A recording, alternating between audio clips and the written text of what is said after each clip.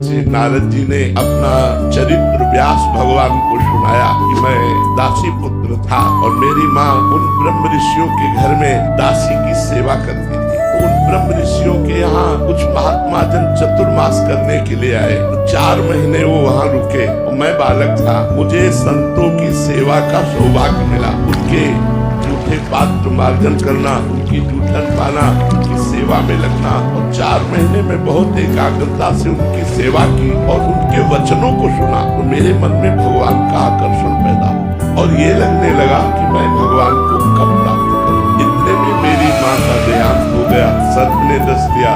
जो कुछ हमारा बंधन था वो भी कट गया और मैं घोर जंगल की तरफ चल पड़ा। चलते चलते एकांत सुंदर सरोवर देखा और एक पीपल का वृक्ष देखा। सरोवर में स्नान करके देवी पीपल के वृक्ष के नीचे बैठा। देव भगवान की मंगलमय मूर्ति हमारे ध्यान में आ गई। जे ही ध्यान में आई मैं रोमांचित हो गया, अश्रुपुलकित हो गया। अभी भरपूर देख भी नहीं पाया था कि वो मूर्ति अंतर ध्यान हो गई। अब मैं रोने लगा, विलाप करने लगा जंगल में। तो आकाशवाणी हुई, ऐ बालक, अधकचरे योगियों को मेरा साक्षात्कार नहीं होता, इसलिए मैं साक्षात तो तुम्हारे सामने आ नहीं सकता। मैंने ध्यान में तुम्हें आकर्षित किया, अब तुम भजन करके शरीर पूरा करो, अगले जन्म में तुम हमारे निजी पार्षद होगे। तो वही देवर्षि नारद जी कहते, फिर मैं भगवान के उसी रूप का चिंतन करते हुए पूरा जीवन व्यतीत किया और अगला जन्म देवर्षि नारद के रूप में हुआ।